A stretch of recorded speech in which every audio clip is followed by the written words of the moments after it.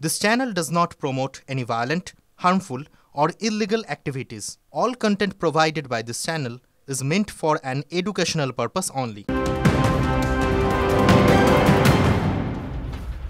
পদ্মাপাড়ে একটানা অশান্তি, সংখ্যালঘুদের ওপর লাগাতার নির্যাতন কট্টরপন্থীদের। সেই সঙ্গে ভারত প্রসঙ্গে মাঝে মধ্যেই নানা ফাঁকা আওয়াজ বাংলাদেশি মৌলবাদী নেতাদের।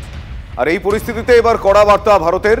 বাংলাদেশি মৌলবাদী কট্টরপন্থী নেতাদের সোশ্যাল মিডিয়া পোস্ট নিয়ে কড়া ভাষায় আপত্তি জানিয়েছেন বিদেশ মন্ত্রকের মুখপাত্র রণধীর জয়সওয়াল।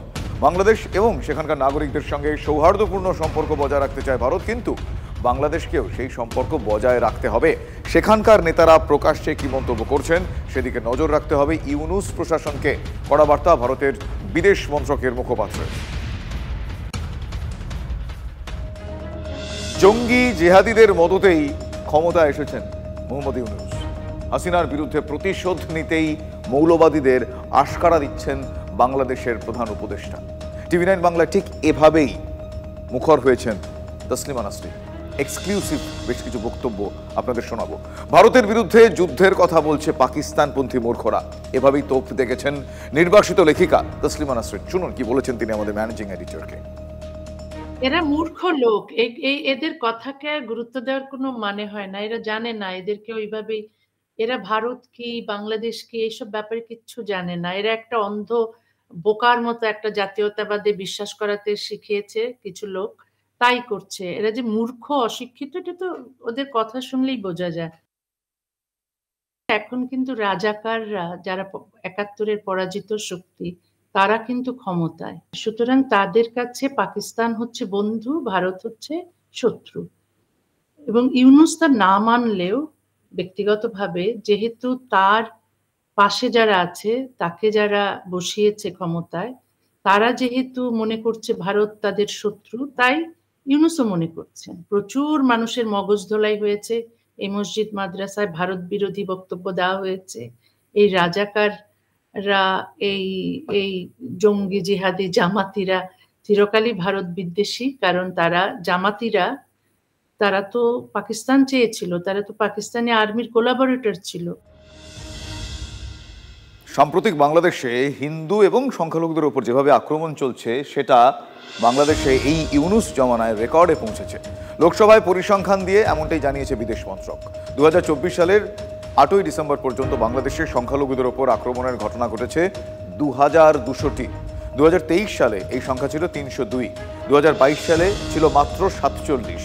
আর এখানে উঠে আসছে আরেকটি তথ্য, বাংলাদেশের তুলনায় পাকিস্তানের মাটিতে হিন্দু এবং বাকি সংখ্যালঘুদের উপর আক্রমণের ঘটনা যথেষ্ট কম। পরিসংখ্যান অনুযায়ী ২০২৪ সালে অক্টোবর পর্যন্ত পাকিস্তানে সংখ্যালঘুদের উপর আক্রমণের ঘটনা ঘটেছে ১১২টি। ২০২৩ সালে এই সংখ্যাটা ছিল ১০৩, ২০২২ সালে ছিল ২৪১।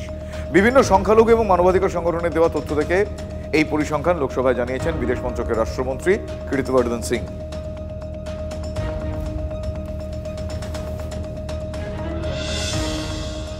অতীতের তিক্ততা বাংলাদেশ ভুলে গেল। অতীতের তিক্ততা একেবারে ভুলে পাকিস্তানের সঙ্গে এখন এক প্রকার গলায় গলায় ভাব। ওপার বাংলায় ভারত বিরোধী জিগিরের মাঝে এপার পাকিস্তানের সঙ্গে বন্ধুত্ব করতে একেবারে মরিয়া হয়ে উঠেছে ইউনূস প্রশাসন। আর এতেই চোটে লাল মুক্তিযুদ্ধের সময় ওপার বাংলা ছেড়ে আসা মানুষজন। ইউনূসের কার্যকলাপ তারা মেনে নিতে পারছেন না। তৎকালীন ভারত সরকারের সহযোগিতায় তারা দুমুঠো খেতে পেয়েছিলেন, এমনটাই দাবি করছেন বাংলাদেশ ছেড়ে আসা, ভারতে আসা বাসিন্দারা। আজ পাকিস্তানের সঙ্গে বর্তমান বাংলাদেশের সরকার হাত মেলানোয় তারা রীতিমতো ক্ষুব্ধ।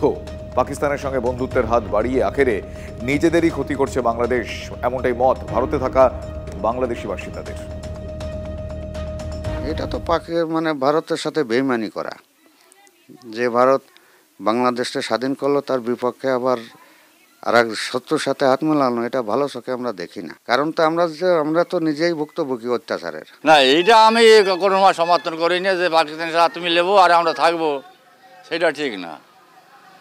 কোনোদিন আমরা চাইনি আর চাবো না। হাসিনা রে ও দেশ থাকলে মারিয়ে ফেলতো, তো এই জন্য চলে এসে নির্যাতনের জ্বালায়। বর্তমান যে সরকার, ও তো অস্থায়ী সরকার, তো এখন উনি তো ৪ বছর হাত মিলিয়ে আর কি উনি ওনার ক্যাপচারের মধ্যে নেবে, বুঝেছেন, ক্যাপচার করে নেবে, এই তো ব্যাপার। সরকারটা হচ্ছে রাজাকার বাহিনী, ফলে হচ্ছে পাকিস্তানরে দিয়ে ভারতের সঙ্গে একটা ঝামেলা বাঁধাইয়া একটা গন্ডগোল বাঁধানোর চেষ্টা করছে, এটাই হচ্ছে মূল কথা। এখন ভুলে গেছে ভারত সাহায্য করেছিল, সেটা ভুলে গেছে বাংলাদেশ। এটা ঠিক হচ্ছে না কখনো, আমরা সেটা মানতে পারছি না। আসুন এবার একটু আবহাওয়ার খবর দেখি। পৌষে এক প্রকার বর্ষার আবহ বলা যায়, সেরকমটাই সকাল থেকে ওয়েদার বলছে।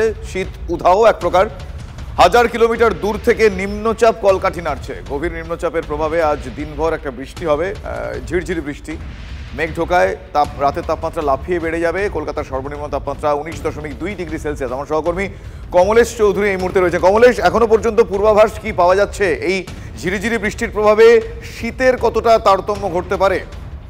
দেখো, প্রথমত এই গতকাল রাত থেকে নিম্নচাপের যে ঘ্যানঘ্যানে বৃষ্টিটা শুরু হয়েছে, এই বৃষ্টিটা চলছে এবং আগামী কয়েক ঘন্টাতেও এই বৃষ্টিটা থাকবে। দক্ষিণবঙ্গের বিভিন্ন জায়গায় হালকা থেকে মাঝারি এই বৃষ্টিটা চলবে। তার কারণ যে গভীর নিম্নচাপ কলকাতা থেকে প্রায় 1000 কিলোমিটার বা 1000 কিলোমিটার কিছুটা বেশি হবে দূরত্ব নিম্নচাপের।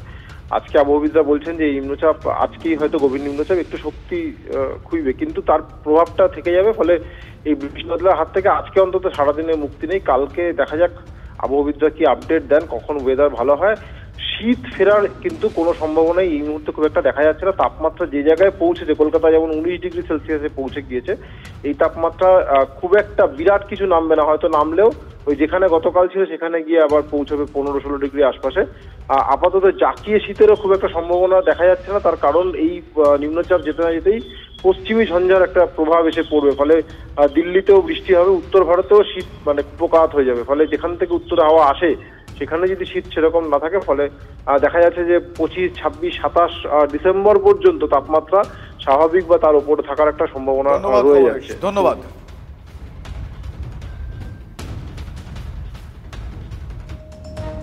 অন্যদিকে রাত থেকেই বৃষ্টি আরামবাগের মহকুমা জুড়ে। ভোর থেকে কুয়াশাও দেখা যাচ্ছে সেখানে। শীতের মরশুমে বৃষ্টি হলে আলু চাষের একটা ক্ষতি হয়, সেই আশঙ্কায় এই মুহূর্তে আলু চাষিরা করছেন। রাতভর ঝিরঝির বৃষ্টিপাত, যার ফলে চাষিরা আতঙ্কিত। কারণ এই কিছুদিন হলো তারা আলু লাগিয়েছে, আবার কি আলু বীজ মাটিতেই পচে যাবে? কারণ গত বছরের আতঙ্ক এখনো কাটেনি চাষিদের। দুবার আলু লাগাতে হয়েছিল, আর এই কয়েকদিন আগেই আলু বসানোর কাজ সম্পূর্ণ হয়েছে, কিন্তু তারপরে এই ঝিরঝিরে বৃষ্টিপাত চাষিদের আতঙ্ক সৃষ্টি করেছে। এতে আলু যেগুলো সেচ দিয়ে চলে যেতে জমিগুলোতে, আলু চাকতিগুলো পচে যাওয়ার আশঙ্কা হতে পারে। আর আলু লাগিয়ে কি হবে বলুন না। এখন পর্যন্ত আবহাওয়ার আপডেট বলছে যে আজকে সারাদিন বৃষ্টি হতে পারে। এক প্রকার আতঙ্কিত আলু চাষিরা। আরামবাগ থেকে ক্যামেরায় মধুসূদনদের সঙ্গে তন্ময় বৈরাগী, TV9 বাংলা।